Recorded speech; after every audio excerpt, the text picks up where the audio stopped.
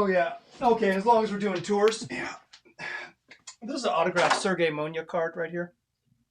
Not a lot of people got that. Not a lot of people got that. That's an autographed Sergei Monya. In today's show, Brandon Sprague joins the program, and we talk about the Blazers' future, our view of their vision, plus our confidence in whether the guy is already on the roster. Welcome to Locked On Blazers. Let's get into it.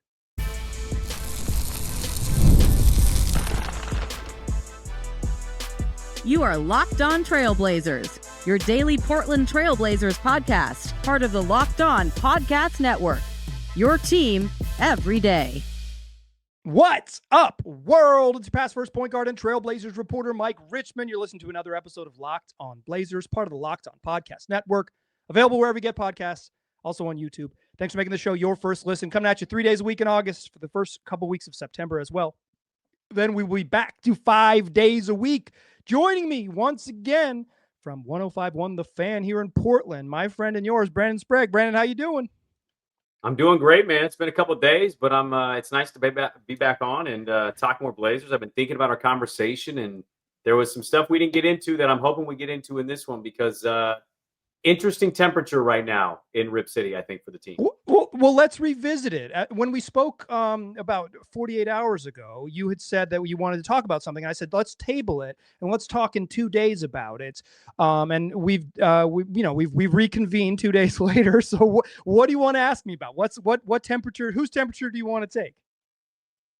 Well, the fan base. I think it's interesting. Like when I talk to Blazer fans in real life, the tone and the opinions and the feelings versus like what the internet tells me is a little different.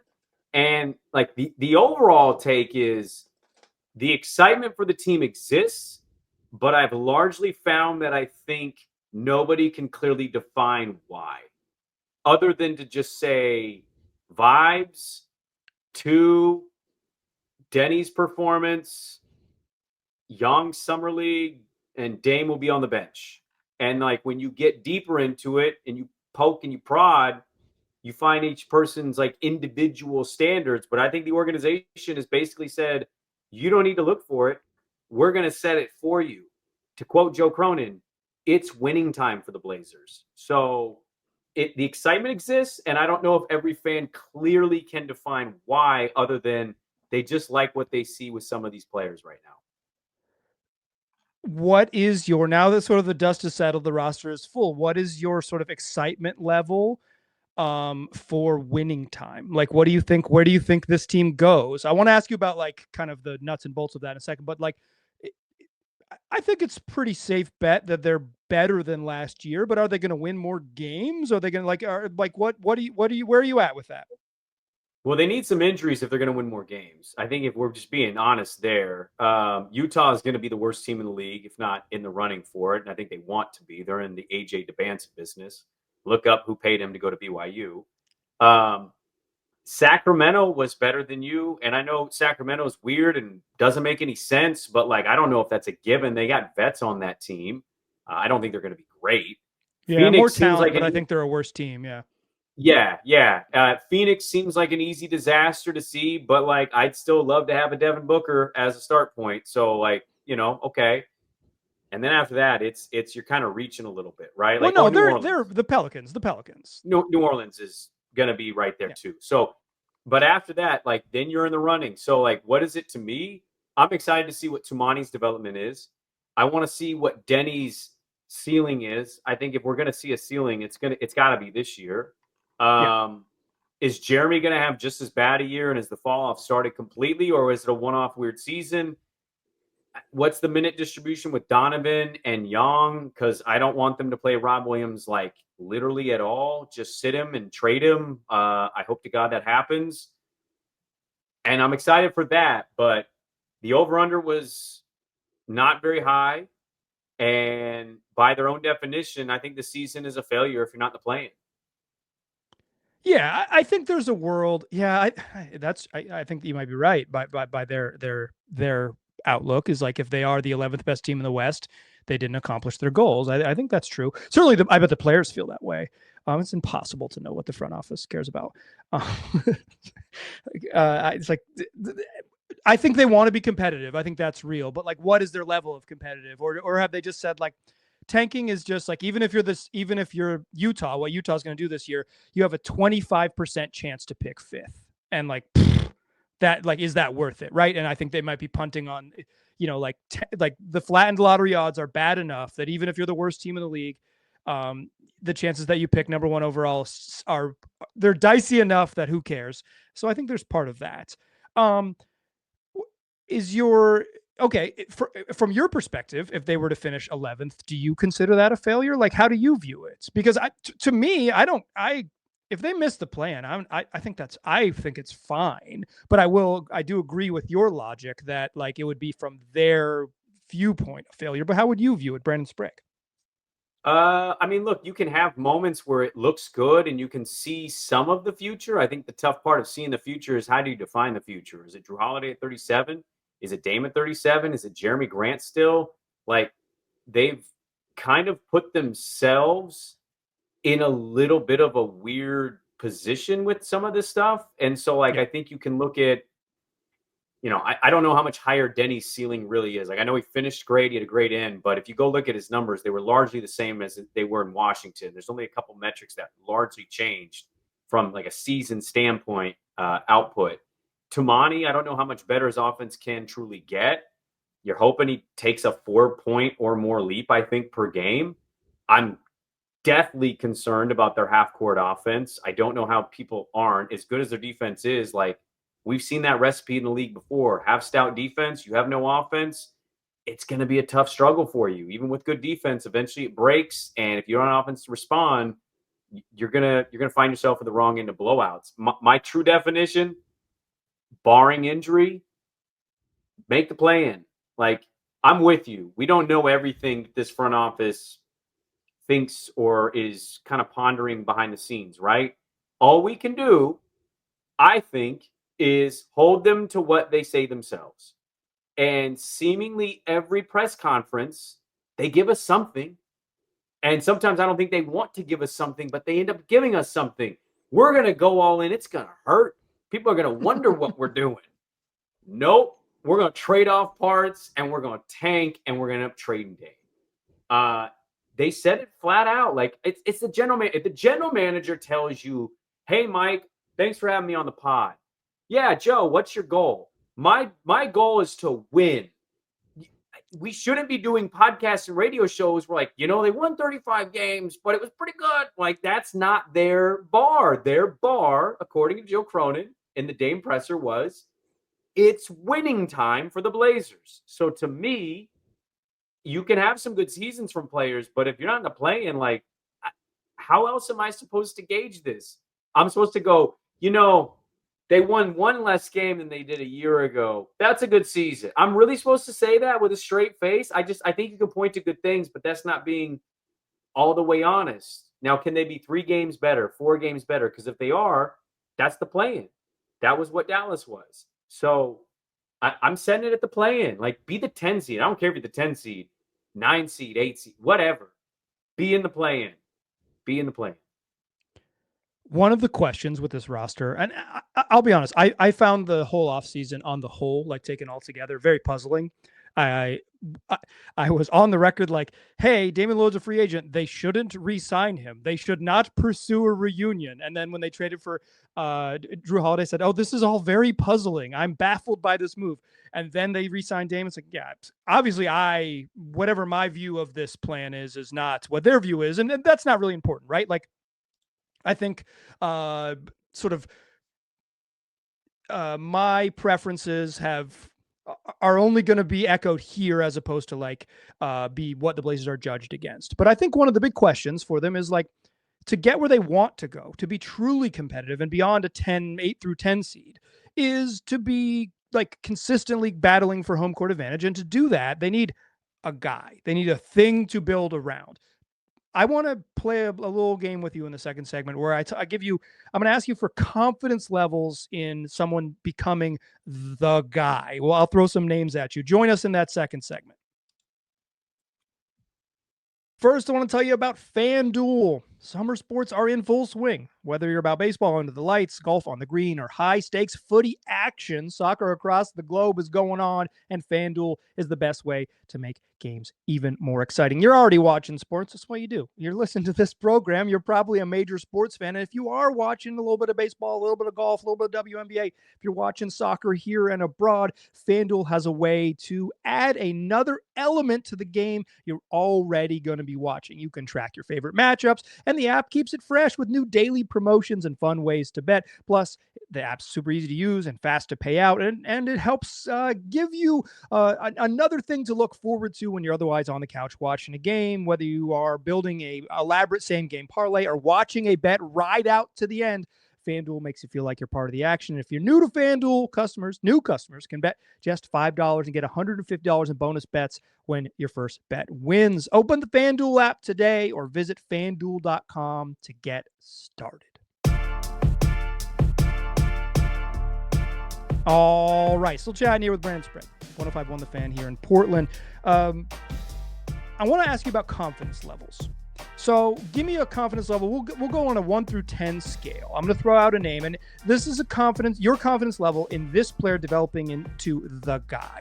But I think before we get into that, the guy for me, and you can tell me if you're sort of on the same page here, is someone who you could be confident that you put out on the floor and the team has a baseline of winning half their games. Now, it's not necessarily that they're the best player on a championship team, because I think that level is like one of the 5 or 7 best players in the NBA, and I think that's maybe too high. But I'm talking like a dude who you put out there and say, okay, if you play with him every night, you're going to win 40 games. And if you add another player of his caliber, you're going to be in the mix. So what is your confidence level in Deni Avdija becoming the guy? Not high. I think Deni's a good player. He's a guy you want on your roster, right? He wants high-level minutes. I think he gives you production, and he has those random bursts where he goes off, and you're like, man, look at Deni Avdija. I don't know if I'm somebody that subscribes to running an entire offense through him in terms of him holding the ball and running everything. I think when he gets a rebound, most of the time it's great. He has some times where you're like, dude, slow down. And you're like, damn it. He, on a very good team, I'm not going to say title contender. Let's just say very good team, whatever that may be. I think he's a very good team, third option. Yeah. And that's not a knock. That's not meant as a knock. The guy the third option on the team that just won the championship is, a max level dude who might win defensive player of the year. Like there's I think if you're talking about the highest levels, you need really, really, really good players. You need borderline all-stars or maybe just straight up all-stars to be your third best player. So yeah, I do not find that to be an insulting level, but there's other folks out there. Do you think he's better than that? Like, is your index higher? No, I don't. My confidence level, if you're at like a 4 on him being the guy, I'm probably at a 4.5. I think the way he, yeah, he. You're not going to out positive me, Mike. I'm done with this. All right. Listen, I don't even subscribe to it. Yeah. I think the way he played at the end of the season was really, really good. And after the All-Star break over the final 20 games, he was excellent. Mm-hmm. I think that's a little bit of silly season stuff. I think that's a little bit of just the nature of any sort of stretch of games. I think he's pretty damn good. I think he's really useful. I wish that the Blazers had a slightly different approach to how they maximize how cheap he is. I wish they didn't say, like, let's add some 35-year-olds who are expensive to the roster, but whatever. It is. Well, like, okay. We jokingly on my radio show, we jokingly say that every time we talk about him, we go, it's a de-escalating contract. Like every time we make a note of it, because I feel like I've heard it a bajillion times. It is that way. But they're not getting any savings from it. They're not getting any savings from it. Yes, until he's a year out from free agency, and they're going to have to what? That's no longer going to happen anymore. So, like, it's a fun thing to say for another year, and then you're a year away from having to do the thing where you're like, oh, that's right. They gave him a big extension. And, like, there's nothing wrong with extending Deni Avdija. But No, you want good I'm players on your with team. you. And look, Well, I mean, I the don't. way to maximize Deni Avdija being cheap would be to not pay Jeremy Grant and Drew Holiday probably more than they're worth. Like, it would be to say, use that savings to add other high players who are straight up better than him, right? Like, that would be how you maximize Deni Avdija. Okay, he's super cheap, like the way that this is not the right comparison, but like Steph on an incredibly cheap deal allowed them to add Kevin Durant, right? That's not kind of the level I'm talking about, but that type of thing. And what have they done with that savings? They've added Drew, like 36-year-old Drew Holiday, 35-year-old Drew Holiday. It's just, they haven't, the thing that Deni offers you, they haven't been able to maximize that value. I'm with you 100%, like full on. And one thing that they didn't do, and I know, like, I don't want to play, revisionist GM here, but like, I remember feeling this way in the moment. Maximize value. One way to maximize value, have good players run other good players. Like when Obi Toppin got had for 2 seconds by Indiana, I remember texting a buddy and I said, we have 80 seconds. We couldn't have gotten Obi Toppin. Really? And then the finals come and you're like, oh, Obi Toppin's actually a nice little role guy on a finals team. That's kind of crazy. And I'm like, yeah, no kidding. It's weird, huh? How that happens. I ran the numbers because I found it odd, man. I think if it was a different Western Conference team, Blazer fans would be doing the same thing, but it's our team. And so it's like people go, well, they are building everything based on a 10 out of 11 stretch and the way the season ended in the back end. And I ran those numbers, dude. And like, if and buts, totally understand it. Go look at the teams they beat. They were like bottom 10 offenses, bottom 10 defenses, a non-Jokic Nugget team. Like, I'm not saying it doesn't mean anything to the players. I don't know if I base my entire build off season off of, no, we took a step. And I'm like, did you though? Like, Kevin Pelton's a pretty smart dude. He knows the game. And he's like, hey, all these averages on defense, they might swing the other way on you. And I'm like, if that happens, we're going to look back and go, we reacted to like a 24 game sample size. And I just, I don't know if that's necessarily the best method, but it's certainly the one they've chosen. Yeah, I mean, it's hard to read the moves they've made this summer as anything other than a reaction to how they played in the second half of the season. And they were good. The defense was really good. Defense was good for almost half a year, basically 35 plus games of being good. If that is real, they're probably a competitive team. I think they'll be more fun to watch every night. But I think what I'm asking you with the guy stuff, and I want to ask you a couple more here in a second, is like, to get from the level of being like, oh yeah, pretty good team, which they're going to be watchable. They're going to be fun. They're going to be so much more fun to podcast about. Good gracious. Like, it's just going to be more palatable all the way around. But to be like in the mix, you need to be a team that competes for home court advantage every year. And you need a person that can get you there. Deni's probably their best bet currently, but there's some youngsters that could get there. I want to ask you about Shaedon Sharpe and Scoot Henderson in the on the guy confidence index. Join us in that third segment. We will do just that.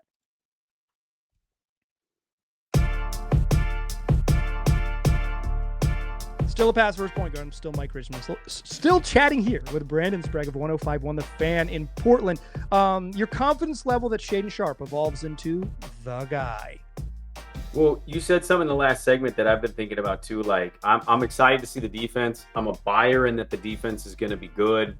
Yeah. Whether you think that's 5 or top 10, or I don't know where that's at for people, right? Everybody might have different metrics on it. But the concern I have is when you say, like, they're certainly going to be better to talk about. Like, but what if they have games where they're in the low 90s? Because I don't know what the half-court offense is. And I think that's going to be where my biggest concern is going into the season. If this is the total roster, which I believe this is going to be it. Shaedon Sharpe index, like, I gave him baby Kobe. I was having a lot of fun with it. I got to be honest, man. I'm somebody that like buys into dumb narrative-based things when you say the guy, and I don't see those elements of him, right? Like, Kobe can airball against Utah, but Kobe's going to come back and you're going to see a pissed off young player that had a bad moment. I see a guy that certainly can give me, what was this high output? 36 this year. I'm seeing a guy that, like, he can give you those nights. He can also give you nights where he's 1 for 8 from 3 and he scored 8 points. And I'm like, did you care? Like, you played. Did you care? And I don't like that. I don't like to say that that's where that's at. So he's going into what, year 4? this is kind of it, man. Like, it's not that he can't be a winning player at some point in his career for maybe a different franchise. It's that, like, if we're defining the guy confidence index, it's not high. Like, I don't have evidence to say it's high. The only way you're saying it's high is if you're just drinking Kool-Aid. Like, I think he could be an 18 to 22 point a game guy, and there's nothing wrong with that. It's a good player, but like the guy, no. That index meter is not registering very highly. Are you below Deni? Are you a 3.8? Yeah. I'm below. I'm like if Denny's a 4.6, I'm at like a 3.9. And I know that's going to be devastating to some and sounds like I'm completely out. I'm giving room for him to be good. But like when you say the guy, Richmond, every guy you think of, they talk or they give you absolute evidence that they are not to be effed with. And I don't see either one. Like you could be a Duncan. I don't need you to talk, but damn it, dude. Like I watch you ball and like that's different. But I don't see the dog mentality. I don't see it night to night. I want him to do well, and it's frustrating, but the guy index, not high. Yeah, I'm kind of on the same level. I think Shaedon Sharpe can be a very good basketball player, but the idea that and to me, I'll go the other way. To me, it is in some ways not as much about his overall mentality. Although I think like in terms of like franchise leader stuff, that those intangibles do matter. They do. Even Nikola Jokic, who people love for his how aloof he is, he's incredibly competitive, and he is has grown into someone who is a different type of leader. And also, he's like one of the 20 best players of all time.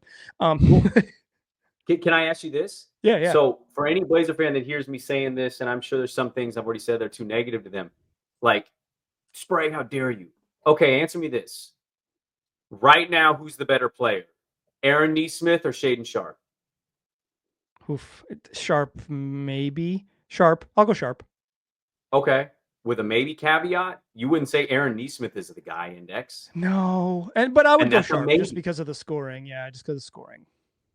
But Nesmith is a great defender, right? High intensity, high level dude that's like, he wants the challenge. And so like there's I'm just saying like I'm using a random role guy to point out like if it's close with that dude, I think that's your answer on the index. Yeah, I think that's a pretty good like, and that's where I was going to get to. It's like for me, I'm more worried about the basketball stuff. Because he doesn't do a lot of secondary things. He's not a defensive playmaker, and he has not been a good defender so far in his career. He's not a great passer, although he has shown some moments that he can pass, but he's also shown some tunnel vision stuff, but he's not like this intuitive high level passer. You wouldn't say that about his game now. I mean, he might develop it again, but like, I wouldn't say you would say that about his game right now. And he has some nights where he rebounds well, but you wouldn't call him this like high level elite sort of like, oh yeah, he'll do crazy rebounder, but he can do it. And I think it is really hard to be a high level impact player if the only thing you do is score. It's just really hard. It's really hard. So for me, I think what would change for Shaedon to like put him in the level of like, yeah, this dude is like that type of guy and you can always win with him, is the secondary stuff, is the passing, is the defensive playmaking. Everyone talks about the shooting, and I think the shooting is incredibly important for his floor. I think his floor is impacted much more by his shooting than his ceiling. Because even if he becomes a 35% 3-point shooter and averages 23 a game, he's a very good player, but he's not to take the next step into being like, build around type of thing. It just needs more overall impact. And maybe he'll do that this year and it'll completely change it. But if I'm guessing now in the first week of August, yeah, I think he falls short of my confidence level in him being the quote unquote guy. Good player, develops into a good player, but Scoot Henderson, the guy confidence. Slightly higher than Shaedon, but not Deni level. Okay, why? Why higher than Shaedon? Well, I do think like I see a couple more things from him when he plays. Like I'm not saying he is necessarily a better basketball player. I think you're right on the skill set of Shaedon. And look, much like our other opinions, if Shaedon's good, I'll be the first to be like, yo, heck yeah, let's go. I was wrong. Scoot he has these flashes and moments where I'm like, there, and then it's like foul trouble, or you know what I mean? Or he has these games where just not hitting. I think the three is gonna dictate everything. If his 3 percentage doesn't jump a little more, I tend to think that growth is only going to be so high. Now, look, you can be a distributor, but like, what kind of player are you going to become if you're not a high level shooter and you're not an elite finisher at the rim, but you distribute? Like, who is that player in the NBA? I don't know, Jones. I guess, but like, who? Tyus Jones. And so, like, if Tyus Jones, for those of you on audio, Brandon Sprague just made a very pained face. He had a very pained face at Tyus Jones. I don't think they wanted to draft Tyus Jones, the number 3 pick overall. They did. They did not. They did not. I can say that. And I'm not gonna look, if Scoot doesn't hit, I'm not gonna kill the franchise, dude. Like, everybody makes that pick 10 out of 10 times. I just, if Tyus Jones is it, there's your answer. There's your confidence index. So I would say Scoot's, I probably have him on the same plane as Sharpe. I do think he has a more well-rounded game, but in terms of like someone who could be the guy, he's going to get Sharpe's you a bucket every time. Sharpe's peak is so much. Sharpe's like peak skills are so much higher than Shaedon's. Sharpe's peak skills are so much higher than Scoot's peak skills right now. I think like, so I can't go higher. I would put them about on the same plane. I think more varied, but he's got to be able to score. Like, that's it for me. And I think this gets back to the whole problem with this whole enterprise. I think they're pretty good. Like in terms of being fun, competitive, watchable basketball team. But I don't think this offseason offered me the sort of like, okay, it didn't offer the sort of clarity of here's how we're going to do it, right? We know we're not going to be good, but we're committed, and we drafted a 20-year-old and we're going to play him a little bit, or like we like are all in a little bit more, because like Drew Holiday puts you all in a little bit more, but he's like he's an over the top piece. He gives you a couple year window before he's going to be 37 years old and making a bunch of money, where it's like, it just seems like it felt like this season they had a chance to, if nothing else, give clarity of direction with the question marks. How good is Deni? How good is Shaedon? How good is Scoot? Okay, you've got a chance to find that out. You still have a chance to find that out, but it's not 100% clear that they're committed to this group. And if they're not, is it another reset because they don't have the guy? Like, I feel very confused about sort of where they are in terms of direction. Well, I mean, I'm there with you. It's really hard for me to see you trade a point guard you should have traded 2 years ago, but you traded him for the same position, but an older player making more money. That was like that was so puzzling to process. And like the immediate, I get it. I'm like, no, you don't. You haven't thought about it yet. Like, think about it. Is it logical? I think that's the tough thing that I had with it. You can't balance that with the then let's trade out of the spot where we draft the most coveted thing in the league, which is switchable 3-and-D wings that can maybe hit 40% from 3 for a 20-year-old project from China. Like, it's hard to balance those two things as being like, right, because if the project hits, it hits, but it's a project. He's going to take the chances that Young Hansen is like a really good player as a rookie are pretty low. He's going to take time, and that's a fine thing to do if you're committed to a certain timeline.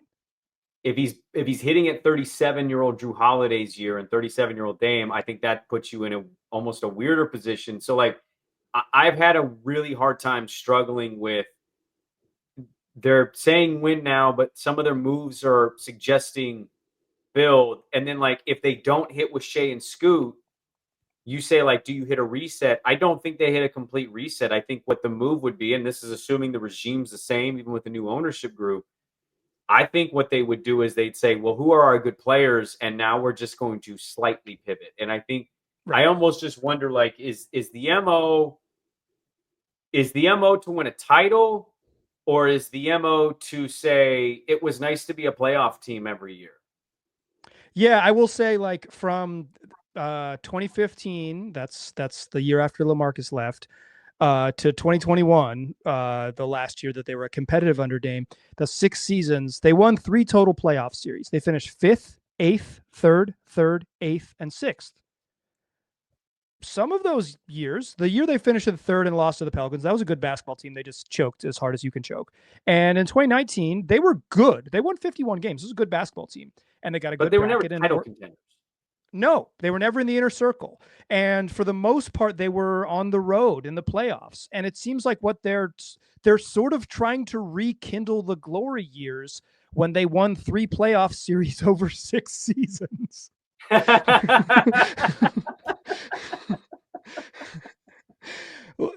Do you believe we can get back to that level?